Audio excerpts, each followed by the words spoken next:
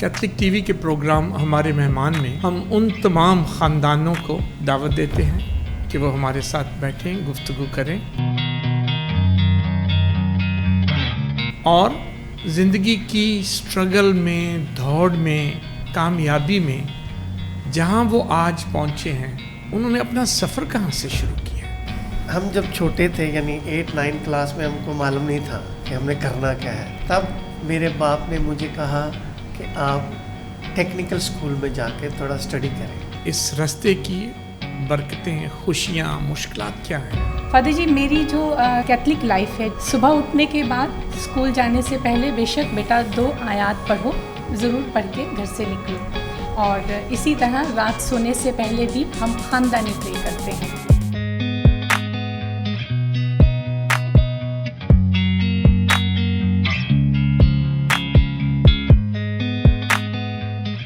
ख़वातीन व हज़रात, Catholic TV के प्रोग्राम कैथलिक टीवी के मेहमान में मैं आप सबको खुशामदीद कहता हूँ।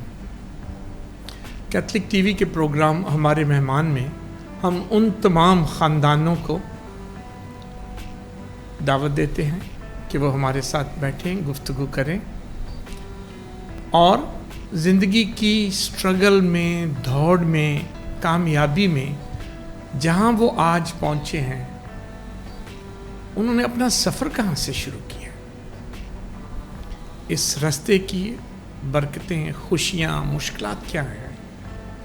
और आज खुदा का शुक्र अदा करते हैं, हम अपना ये पहला प्रोग्राम कैथलिक टीवी के मेहमान में हमने आज एक ऐसी फैमिली को दावत दी है जो 30 सालों से दुबई में मुकीम है। ज़बरदस्त कैथलिक फैमिली है, उनका तल्लक कराची से है और वो आज हमारे कैथलिक टीवी के मेहमान बने हैं। बड़ा इंटरेस्टिंग है 30 साल से दुबई में होना और पाकिस्तान में कराची से, और फिर जो हमारी बहन है उसका ख़ानदानी तल्लक लाहौर से भी है। सो आज हम बहुत सारी बातें उनसे करेंगे, जानने की कोशिश करेंगे ये 30 साल दुबई के और पाकिस्तान के और ये ज़िंदगी के और फिर ख़ानदानी वफ़ादारी के कैसे गुज़र रहे हैं, क्योंकि वो अभी भी दुबई में मुकीम हैं। सिर्फ वो छुट्टियाँ हैं और हमारे काबू आ गए हैं। सो मैं कैथलिक टीवी की जानिब से अपने मेहमानों को खुश आमदीद कहता हूँ और मेरे मेहमान हैं जनाब अख्तर परवेज़ ढूंढा साहिब। Sir very welcome. और हमारी बहन हैं जॉयस अख्तर जो मिसिस अख्तर है नेचुरली, और one and only Jason mark. मैं आप तीनों को कैथलिक टीवी के स्टूडियो में वेलकम कहता हूँ। Thank you father. और शुक्रिया भी अदा करता हूँ कि आप दुबई से आए। मुझे नहीं पता किस काम के लिए आप आए हैं। नेचुरली जो बंदा लाहौर आता है, कराची का रहने वाला हो, लाहौर ही देखने आता है, क्योंकि लाहौर है। ठीक है। सो मैं आपके साथ शुरू करता हूँ। 30 साल दुबई में ये सफ़र शुरू कैसे हुआ? फादर जी, ये सफ़र जो है मेरी खुद की पैदावार नहीं है, ये मेरे माँ बाप की गाइडेशन का सफ़र है। ओके। उन्होंने, हम जब छोटे थे यानी 8-9 क्लास में हमको मालूम नहीं था कि हमने करना क्या है। तब मेरे बाप ने मुझे कहा कि आप टेक्निकल स्कूल में जाके थोड़ा स्टडी करें। ठीक है। बाय फोर्स नहीं, प्यार से कहा। मेरी माँ तो खैर जब मैं 5 ईयर का था डेथ हो गई थी, तो सारी जिम्मेदारी बाप के ऊपर। ठीक है। तब वहाँ सेंट फ्रांसिस स्कूल था हाजी कैंप कराची में। ठीक है। और उस वक्त प्रिंसिपल थी sister zeta and father max, जो अभी बिशप साहब है। जी जी। तो उन्होंने वो टेक्निकल स्कूल बनाया था। उनके फाउंडर फादर लुइस और फादर मैक्स थे उस वक्त। तो वहाँ पर हम गए, मेरे बाप ने मेरा एडमिशन करवाया। मैं सुबह स्कूल जाता था, उसी स्कूल में पढ़ता था, और शाम को वापस उसी स्कूल में जाके टेक्निकल कोर्स करता था। ओके। सो पढ़ाई भी थी और टेक्निकल स्किल्स भी देते थे। Yes father. ओके। तब मैंने वहाँ से auto mechanic, auto diesel, auto petrol और ऑटो इलेक्ट्रिशियन के तीनों कोर्स मैंने 1.5 साल में किए। बहुत अच्छा।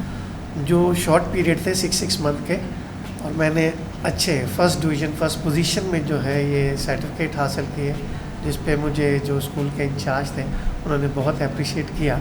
वो टेक्निकल स्कूल ख़त्म करने के बाद मैं फ़र्स्ट टाइम गैरेज में गया। ओके।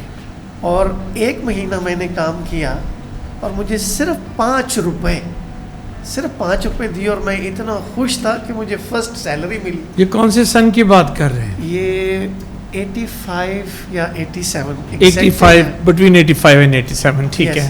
तो 5 रुपये जब मिले मैं इतना खुश था कि मुझे फर्स्ट सैलरी 5 रुपये मिली, क्योंकि ऐसा रुझान नहीं था पैसे मिलने का कहीं से, बाप से मांगते थे और खर्चा कर देते थे। सही है। तो वो ला के मैंने अपने बाप को दिखाया, मुझे जो उस्ताद है उसने मुझे 5 रुपये दिए, उसने बोला रख लो। अच्छा, तो यूँ जो पहली कमाई है। जिस मैंने सीधे जाके बाप को दिखाई कि बाप ये मुझे 5 रुपये मिले हैं। अब वैसे फख्र तो हुआ होगा ना, मेरे बेटे ने पहली कमाई दी है।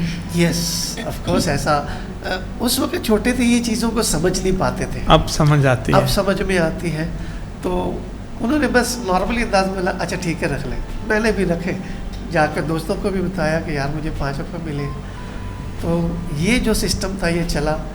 फिर आगे पाकिस्तान में ट्रेनिंग के बाद कितनी देर काम किया आपने? पाकिस्तान में ट्रेनिंग के बाद मैंने मैक्सिमम 3 साल या 4 साल यहाँ काम किया ट्रैक ऑन सर्विस में एज अ हेल्पर। वो क्या है?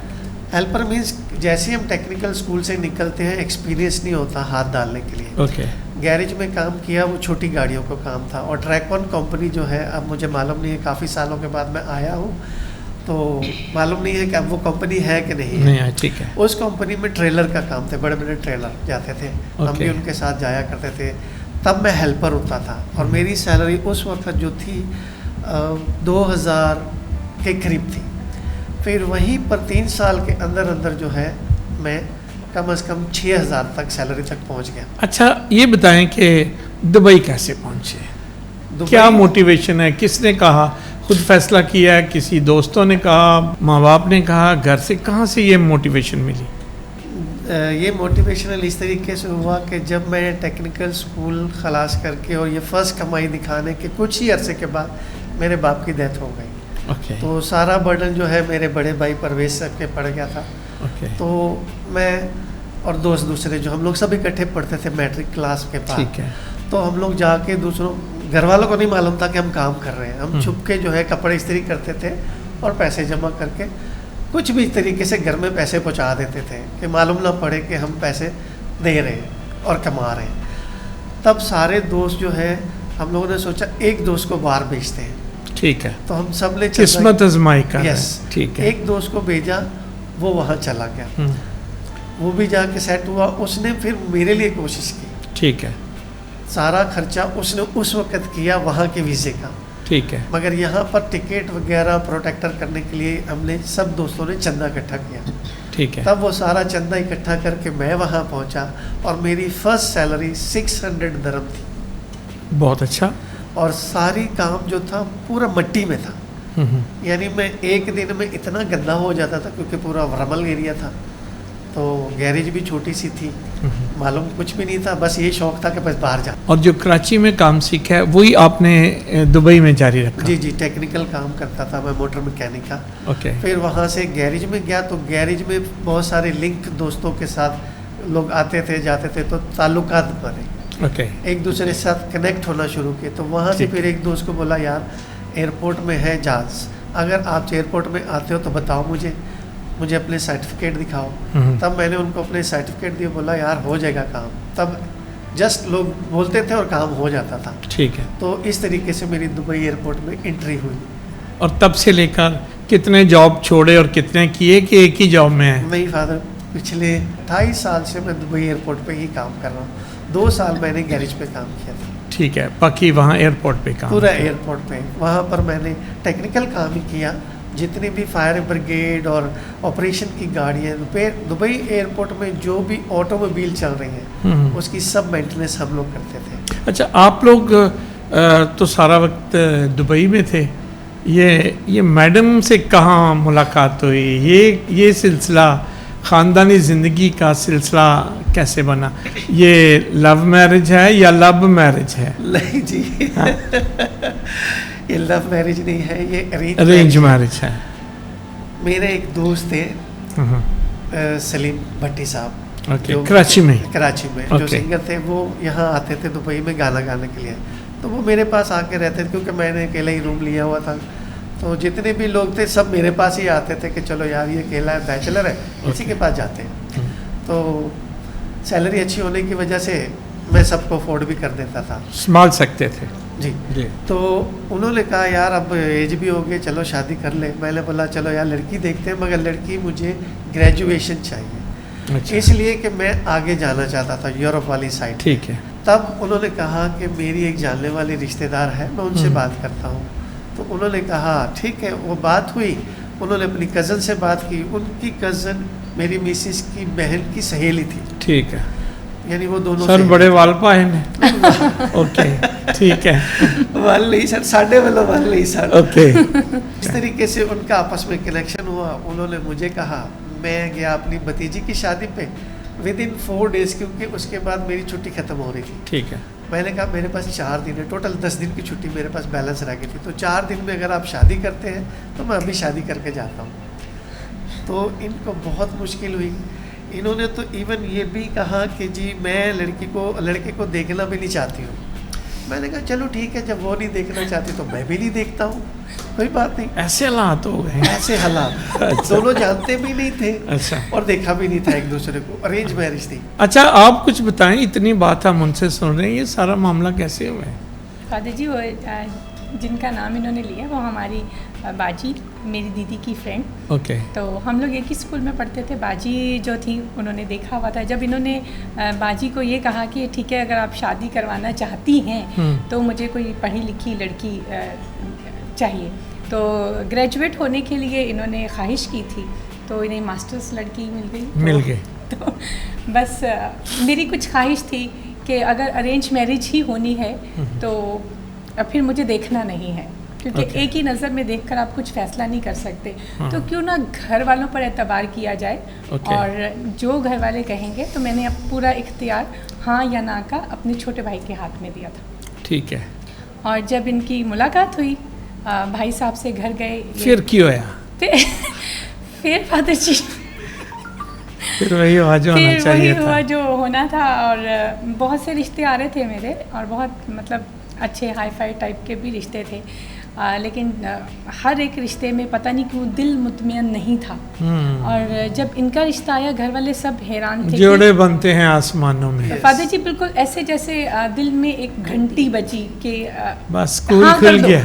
हाँ हाँ कर कर दो। दो, ठीक है। तो हाँ कर दी। ठीक है भाई, को अगर तुम्हें हाँ करनी है तो मेरी तरफ से हाँ है। तो ये फादर जी ये जो बता रहे थे, मेहनत शुरू से गैरेज में काम किया। तो उस वक्त ये हाथ भी बिल्कुल, जब ये आए थे ना, तो पूरे पेट्रोल और ये और वो सब ठीक है। इस टाइप के थे। तो आजकल इलेक्ट्रिशियन का काम करते हैं, इस वजह से साफ़ हो गए। तो मेरे भाई ने कहा, देख एक बात बोलता हूँ, तुमने मुझे कहा है ना, पक्का बताओ हाँ मैं ही कहूँगा? हाँ हाँ जी आप ही कहेंगे। उसके हाथों से लड़का है, लगता है मुंडा बहुत मेहनती है, खुश रहेंगी। ओके। तो आज क्या कहते हैं आप? खुदा का शुक्र है। खुदा का शुक्र है। बहुत अच्छा शुक्र है। ये कौन है? One and only? यस। दादा जी लगता तो हमारे जैसा ही है। ओके। ये जेसन माकिया जी, खुदा ने आपको बरकत दी है। जेसन क्या करते हैं दुबई में? मैं फादर जी पढ़ता हूँ। अच्छा, कौन सी क्लास में हो? 10th में हूँ अभी 10th में हो जी। 9th अभी पास करके छुट्टियों पे आया हूँ, तो जल्द 10th में जा रहा हूँ। कौन सा स्कूल है वहाँ? Saint Mary's Catholic High School. Saint Mary Catholic High School है। नाज़रीन बताना चाहता हूँ, ये बड़ी कमाल की एक कैथलिक फैमिली है, और खूबसूरत फैमिली, और इनकी खूबसूरत कैथलिक ज़िंदगी भी है। खुदा के बहुत करीब हैं और खुदा की खिदमत भी करते हैं। अख्तर भाई बताना चाहेंगे कि ये एक खुदा से लगन, मज़हब से लगन, प्यार मैंने देखा है आप लोगों में। वहाँ पे आपकी क्या सरगर्मियाँ हैं, जो ईमानी सरगर्मियाँ हैं, और चर्च के साथ कैसे कनेक्ट हैं आप? पहले जो मैं बैचलर होता था तब हमारा वहाँ एक ग्रुप होता था, प्रोकैना।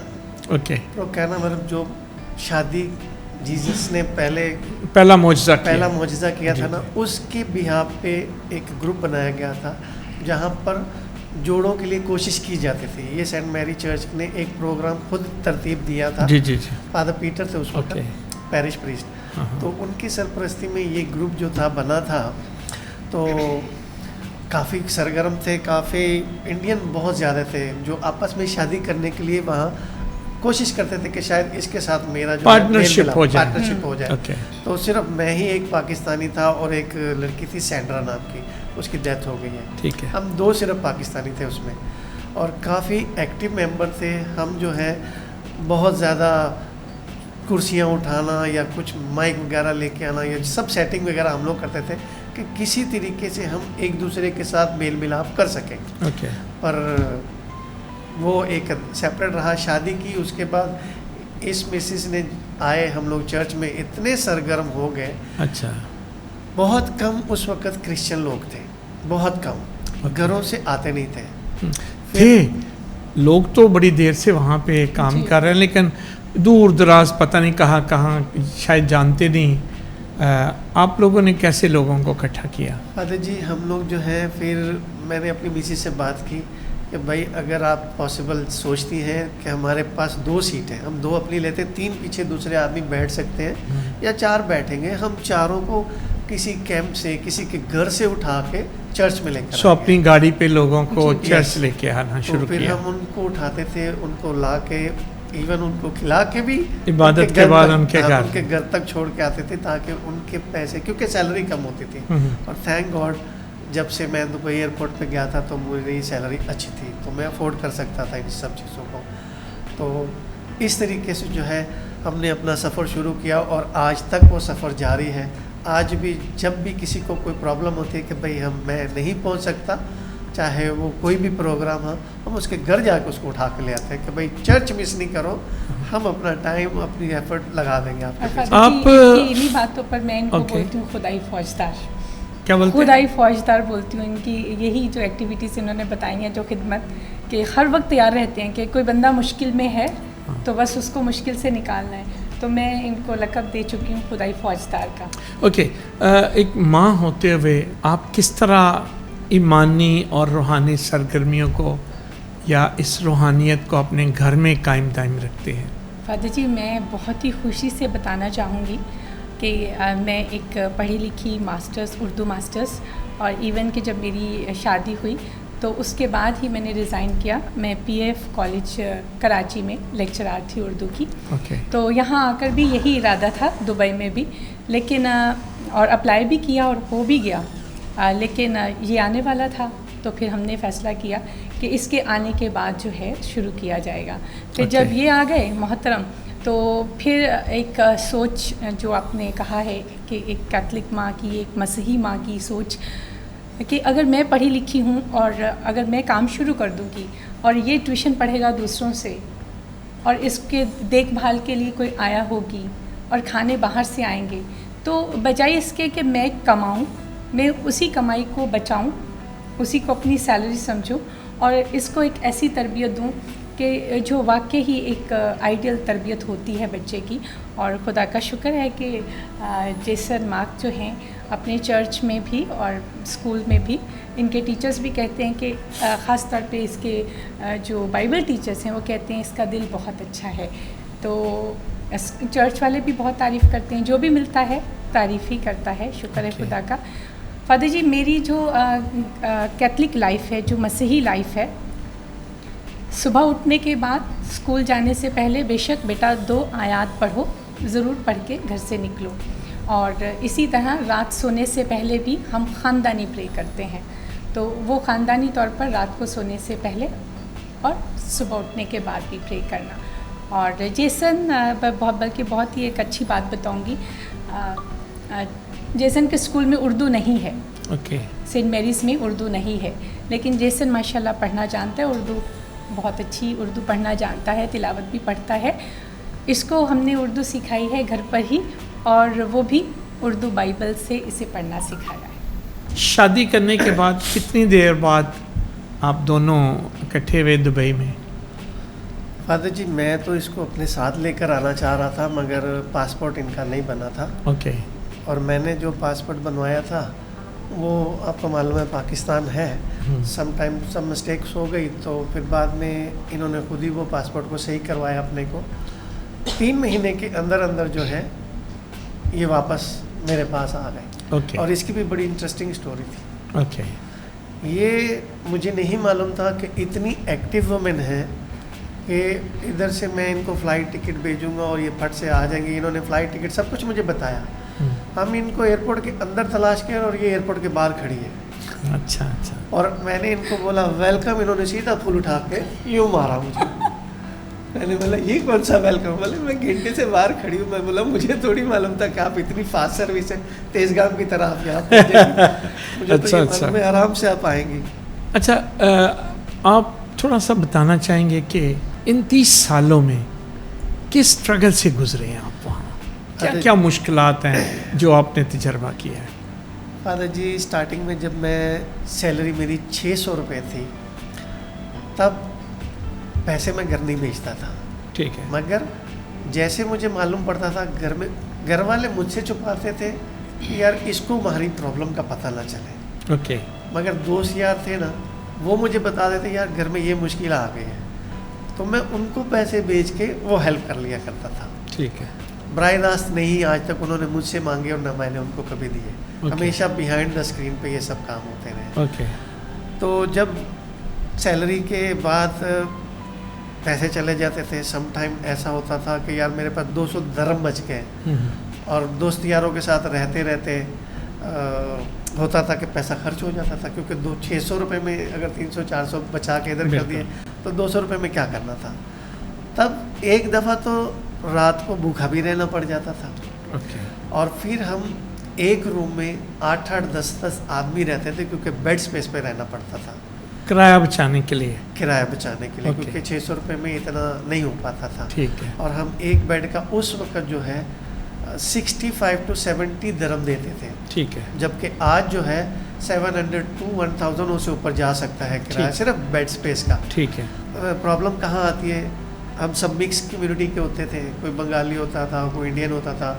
और जब ये खाना वगैरह पकते थे ना, तो जो बंगाली की फ़िश होती है ना, वो तो समझे माशाल्लाह टेस्टी थी, मगर उसकी स्मेल ज़रा डिफरेंट होती थी, तो आप वो बर्दाश्त नहीं कर सो पाते थे। मल्टीनेशनल रहने का तजर्बा हो। बहुत हुआ। Okay. तो उसमें आप जो है कॉम्प्रोमाइज़ करके चलना पड़ता है आपको। ठीक है। तो वो कॉम्प्रोमाइज़ अगर आप सीखेंगे नहीं, यहाँ पर तो हमें थोड़ा सा कुछ कोई बोलता है तो हम गुस्सा करते हैं, वहाँ पर ऐसा नहीं है। आप खुद जब उनके बीच में जाके घुसेंगे, आप बोलेंगे यार मैं चेंज हो गया हूँ। ठीक और है। चेंज होना पड़ता है, क्योंकि जब तक हम अपने आप को चेंज नहीं करेंगे हम सर्वाइव वहाँ ढालना पड़ता है जो सिचुएशन आपको मिली है। Yes father. ओके। आपको दुबई में कितने साल हो गए? उनको तो 30 हो गए, आपको कितने हो गए? 16 साल तो कंप्लीट हो चुके हैं। 16 साल आपको कंप्लीट हो गए हैं। आपको भी वहाँ काम करने का तजर्बा हुआ है? फादर जी, वहाँ मैं सिर्फ हाउसवाइफ, जेसन की देखभाल, और इसके लिए ड्राइविंग लाइसेंस लिया है। अच्छा। तो इसको पिक एंड ड्रॉप खुद करती हूँ। सो ये तो बजाते खुद जॉब है। जी, बहुत बड़ी जॉब है ये, थका देने वाली। और इसके अलावा चर्च में हम बहुत ज़्यादा एक्टिव हैं शुरू से। ओके। जब से हम दुबई आए हैं, जब से ही हम चर्च में, थैंक गॉड, जैसे पाकिस्तान में रहकर एक्टिव थे, इसी तरह दुबई चर्च में भी बहुत खिदमत जैसन की। आप कैसे चर्च में कोई पार्टिसिपेशन करते हैं, तलावत करते हैं, क्या करते हैं वहाँ? फादर जी, इन उर्दू मास मैं ऑल्टर सर्वर होता हूँ, क्योंकि मैं ऑल्टर सर्विस। जी, ओके। मैं एक इकलौता ऑल्टर सर्वर हूँ उर्दू मास में वहाँ। अच्छा। मगर तो मुझे रीडिंग मिलती नहीं है वहाँ, क्योंकि एक ही ऑल्टर सर्वर है, तो और कोई सर्व नहीं करेगा फादर जी को, तो सही नहीं है। मगर इंग्लिश मास में मैंने रीडिंग भी पढ़ी है, मैंने साम भी गाया है। ओके। और बहुत सारे जैसे क्या बोलते हैं, प्रेयर्स होती हैं हाँ। उन लोगों के लिए, फॉर द पीपल। ओके। मुनाजात। जी जी, मुनाजात जिससे कहते हैं, वो भी मैंने की हैं। तो ऐसे मैं सर्व करता हूँ चर्च को। स्कूल में जहाँ बहुत सारी नेशनैलिटीज़, कौमों के, मुल्कों के बच्चे हैं, किस तरह एडजस्ट होके चलते हैं? फादर जी, हर एक बंदे के कल्चर को एक्सेप्ट करना होता है। अच्छा। उनके लाइक्स डिसलाइक्स को एक्सेप्ट करना होता है, मानना पड़ता है। ये नहीं कि मुझे ये नहीं पसंद तो उसे वो पसंद होना चाहिए।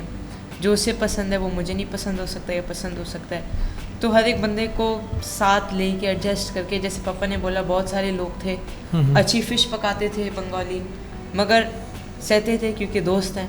ठीक है। वैसे सो एक दूसरे को कबूल करके चलना जी। पड़ता है। कभी कुछ ऐसे हुआ है कि महसूस किया हो? कितने पाकिस्तानी आप अपनी क्लास में? फादर जी ग्रेड 5 या 6 जी 6 तक, ग्रेड 6 तक मैं अकेला पाकिस्तानी था, और उसके बाद एक लड़का आया दूसरा, अच्छा। तो अभी हम टोटल 2 हैं। कभी होता था कि कौन दूसरी नेशनैलिटीज़ के बच्चे कौन हैं? ज़्यादा इन मेजॉरिटी इंडियंस, हाँ। उनसे कम फिलिपिनोस, और हाँ, बस ये दोनों नेशनैलिटीज़। पाकिस्तानी इंडियन तो ऐसे ही लड़ पड़ते हैं। कभी तजर्बा है क्लास में? बहुत ग्रेड 1 से ऐसे ही हर साल मैं देखता हूँ। वो अपनी बात करते हैं, आप अपनी करते हैं। जी नेशनैलिटी, नेशनलिज्म तो है हमारे। जी जी। तो आप स्टडी वाइज कैसे हैं? पर्सनली मुझे कंप्यूटर पसंद है और maths, okay specially maths. Okay. तो साइंसेस भी मुझे पसंद है, बट मेरा ज़्यादा लगाव मैथ्स की तरफ है, और टाइम उससे मैं ज़्यादा देता हूँ। तो कभी कभी दूसरे सब्जेक्ट्स में कम आ जाते हैं और मैथ्स में ज़्यादा। ड्रीम क्या है? मेरा ड्रीम चेंज होते रहते हैं। ओके। मैं बच्चा हूँ ठीक तो है। ऑब्वियसली मेरे चेंज होते हैं, मगर अभी जो है सॉफ्टवेयर इंजीनियर या कोई फ्रीलांसर बनने का। अच्छा, जी। तो ये चेंज तो नहीं होगा कि अब हो जाएगा? अब तो 9th पास कर लिया, 10वीं, ये ना होना कि आपकी शादी हो रही या हो जाए और आप कहने नहीं बीबी ड्रीम चेंज हो गई है। ये तो मुश्किल हो जाएगा अगर रोज़ रोज़ ड्रीम चेंज होगी तो। जी फादर जी, बस चलता है। पहले मैं साइंटिस्ट बनना चाहता था, फिर मैं डॉक्टर बनना चाहता था, फिर मैं पायलट, चेंज होता रहता है। देखते हैं, लेट्स सी, होपफुली अभी सॉफ्टवेयर इंजीनियर पे। तो आपने कोई टारगेट सेट नहीं किया अपनी लाइफ का अभी तक? फादर जी ऑलरेडी जो मैं बोल रहा हूँ फ्रीलांसर, वो मैंने ऑलरेडी शुरू कर दिया अपना काम। क्या? फ्रीलांसिंग का, ऑनलाइन फाइबर पर। अच्छा जी। तो काफ़ी सारे मुझे ऑर्डर मिले हैं। वो बहुत सारे लोगों को शायद पता भी ना जो आपको सुन रहे हैं कि ये फ्रीलांसर क्या होता है। सो ज़रा बताएं इनको। फ्रीलांसर होता है जैसे हमने वेबसाइट्स बनाई, या हमने कोई ऐप बनाया, या हम वीडियो एडिटिंग करते हैं, तो लोग फाइवर पे हमें रिक्वेस्ट भेजते हैं कि हमें ये काम चाहिए। जैसे फॉर एग्जांपल मुझे ये ऐप चाहिए जो फूड ऐप हो। ओके। तो अपनी वो क्या कहते हैं बजट साथ देते हैं, और इतने दिन में रिक्वायरमेंट देते हैं, इतने दिन में, और फिर बताते हैं ये चीज़ इस्तेमाल करनी है आपने बनाने के लिए। तो उसी रिक्वायरमेंट के साथ हम चलते हैं। कभी ज़्यादा बोल देते हैं प्राइस, कभी हम कम बोलते हैं, कभी सेम प्राइस बोलते हैं। ठीक है। जैसा वो काम बोलेंगे वैसा हम प्राइस उनको देंगे, और अगर उन लोगों ने एक्सेप्ट किया तो काम हमें मिल गया, नहीं तो अल्लाह खैर सलाह। ओके। स्टडीज़ भी कर रहे हैं और ये भी काम कर रहे हैं, मैनेज कर लेते हो या एक को दूसरे पे कुर्बान कर देते हो? ऐसा भी होता है कि मैं मैनेज भी कर लेता हूँ, मगर वो बहुत रेयर है, टू बी ऑनेस्ट। मैं मैनेज नहीं कर पाता, but I am trying to, and I am actually doing. ये तो उसकी ड्रीम है वैसे, वन एंड ओनली है, इकलौता है। आप लोगों की क्या ड्रीम है उसके लिए? ये भी होता है ना, माँ बाप की अपनी ड्रीम्स होती हैं। नहीं, मेरी जो ड्रीम है सिर्फ इसके लिए नहीं है। अच्छा। मेरी ड्रीम मेरी पूरी कम्युनिटी के लिए है। नहीं सर, वो तो लैदा ना अपने बच्चे के लिए है, पहले होनी चाहिए ना। सारी दुनिया लिए सोचन रहे हैं, घर वाले लिए सोचते नहीं, पहले अपने घर वालों का सोच। इसके बताएं। लिए अभी यही सोचा है कि अब हम दुबई से यहाँ आए हैं सिर्फ ये बिज़नेस करने के लिए। अभी मैंने 2-3 यहाँ बिज़नेस खोल के जा रहा हूँ, इसी के नाम पे बिज़नेस चल रहे हैं। ओके। और इसको ऑलरेडी ट्रेन भी कर रहा हूँ कि भाई ये बिज़नेस किस तरीके से हैंडल करना है, कैसे करना है। कल को ये जॉब ना करे बल्कि बिजनेस करे, और अपने आप के साथ दूसरों को भी साथ टीम बना के चले। जब ये टीम बनेगी ना तो ये बहुत अच्छा स्टैंड अप ले सकते। अच्छा, आप ना जब हम बात कर रहे थे तो आप लोगों ने मुझे कुछ बताया कि आप लोग पाकिस्तान में कुछ नौजवानों के लिए या कोई बिज़नेस शुरू करना चाहते हैं जिसके साथ आपको भी फ़ायदा हो और जो आपके पार्टनर बने उनको भी फ़ायदा हो। ज़रा हमारे ऑडियंस को बताएंगे ये क्या है? जी फादर जी, असल में हमारे पास बहुत सारी अपॉर्चुनिटीज़ इर्द गिर्द है, मगर हम उनको देखते नहीं हैं, इग्नोर कर देते हैं। ओके। किसी भी चीज़ को करने के लिए आपका दिमाग एक प्रॉपर वे में सोचना चाहिए। हम कुछ करने से पहले ही उस चीज़ को फेल कर देते हैं, जबकि ऐसा नहीं होना चाहिए। ठीक है। हम जो है बहुत पावरफुल है। अब मैं इसमें एक छोटी सी कोट करूँगा कि एक हाथी को एक छोटा सा बच्चा लेके चल रहा होता है, क्योंकि हाथी की दिमाग में ये सेटिंग बनी है कि ये मुझसे ज़्यादा पावरफुल है। ठीक है। अब हमने अपनी जो कमज़ोरियों हैं ना, जितनी भी, चाहे वो घर की हैं या बाहर की, उनको अपने ऊपर हैवी करके रख लिया। ठीक है। उनको हैवी नहीं करना है। ठीक है। उनको हमने इग्नोर करके आगे जाना है और उनके हल तलाश करने हैं। अब हल तलाश करने के लिए बहुत सारे प्रोसीजर हैं। मैंने जो अभी आने का मकसद ये है कि यहाँ पर मैंने इंपोर्ट एक्सपोर्ट की कंपनी खोली है अभी। Okay. JM quality trading mart. ठीक है। तो अभी जस्ट बिगिनिंग है और उसमें मैं तो दावत देता हूँ सबको कि जो भी इस टीम में आना चाहता है आए। बेशक हम सब मिल के अगर कुछ काम करेंगे, टीम बन के काम करेंगे, तो एक गोल मैं सेट करूँगा कि इस गोल के ऊपर और सबको अच्छा प्रॉफिट मार्जिन मिलेगा। ठीक है। और वेरी लो बजट में ये जो काम होगा। और कुछ एग्जांपल्स देंगे, मिसालें देंगे, ताकि जो आपको सुन रहे हैं उनको पता हो आप क्या कर रहे हैं। कि जिस तरीके से अभी मैंने सैलून खोला है, हम उसमें बच्चों को चांस दे सकते हैं कि भाई आप इसमें आके ट्रेनिंग भी करें। ठीक है। और इसमें आके कमाएं भी। अभी तो एक जस्ट स्टार्ट किया है। अगर हमें ज़्यादा बच्चे मिलेंगे हम 2 खोलेंगे, 3 खोलेंगे, ताकि हमारी कम्युनिटी एक स्किल भी उनके हाथ में होगा और कमाने का तरीका भी हमारे पास होगा। मार्केटिंग करने का तरीका हमें सीखना है कि किसी भी चीज़ को बेचने के लिए बेचना कैसे है। अब बेचने के लिए अभी मैं आपके पास एक दफ़ा जाऊं कि सर ये कप ले लें और आप बोले मुझे नहीं चाहिए, और मैं वहीं से टूटे दिल के साथ चले जाऊँ, मैंने इनको कहा कप ले लो, ये लेते नहीं है। बार बार इनको जाके कहना है कि आप ये कप ले लें, ये बहुत अच्छा है। जब मार्केटिंग स्किल्स होनी चाहिए, स्किल सीखना है। रोज़ रोज़ जब आपसे कांटेक्ट रहेगा, मेरा कनेक्ट रहना मेरा आपके साथ इम्पॉर्टेंट है। अगर वो कनेक्ट रहेंगे तो एक दिन आप भी बोलेंगे ला यार ये कप दे मुझे, समझे आपकी वो दुकान शुरू हो गई वहाँ से। ठीक है। चाहे वो मजबूरी से शुरू हुई है या आपके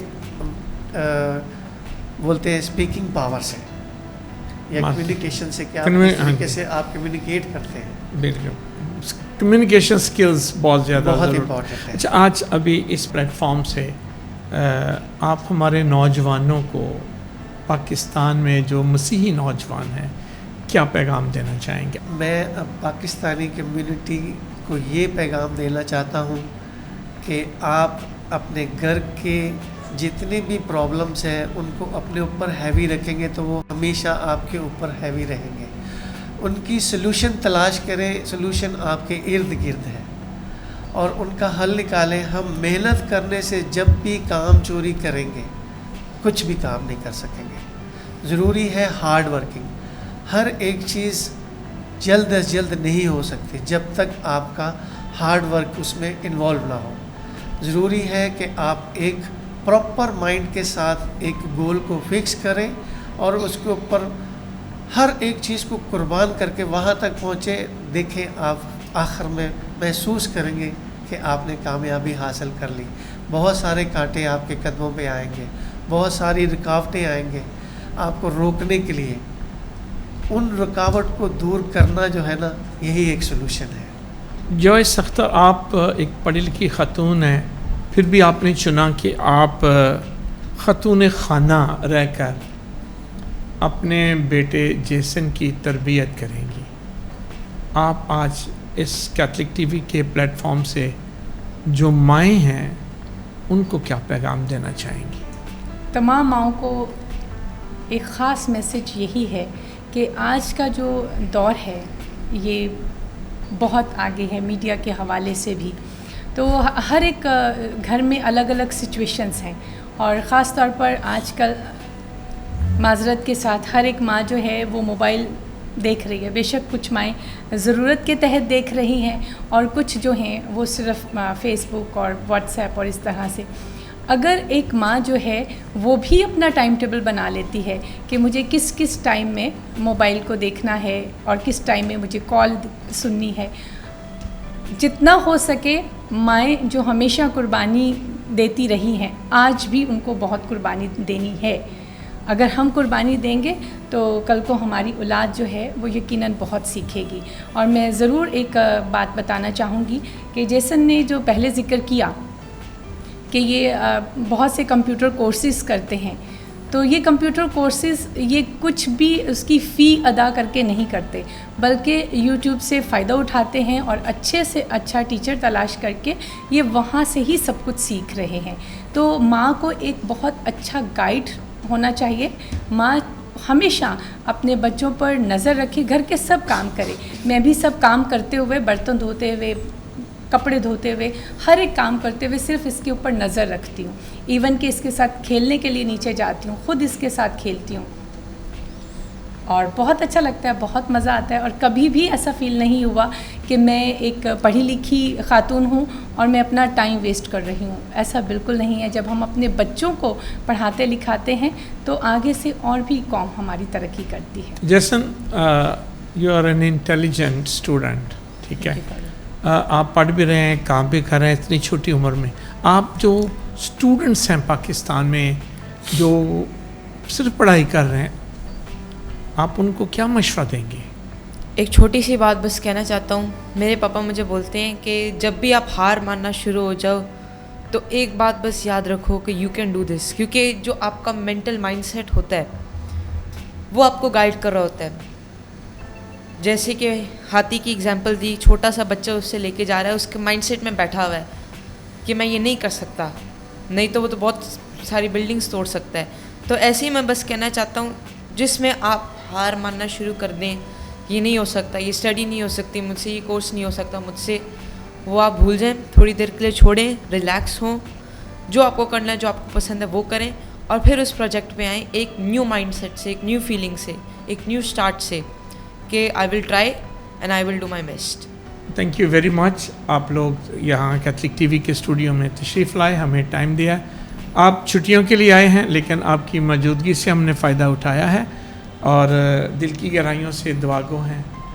ये एक अच्छी कैथलिक मसीही फैमिली लाइफ जो आप गुजारें, खुदा इसमें आपको बहुत बरकत दे, आपको खुश रखे और आपके जो मंसूबे हैं अपने लिए, अपनी फैमिली के लिए और अपनी क्रिश्चियन कम्युनिटी के लिए पाकिस्तान में, खुदा उनको कामयाब बनाए।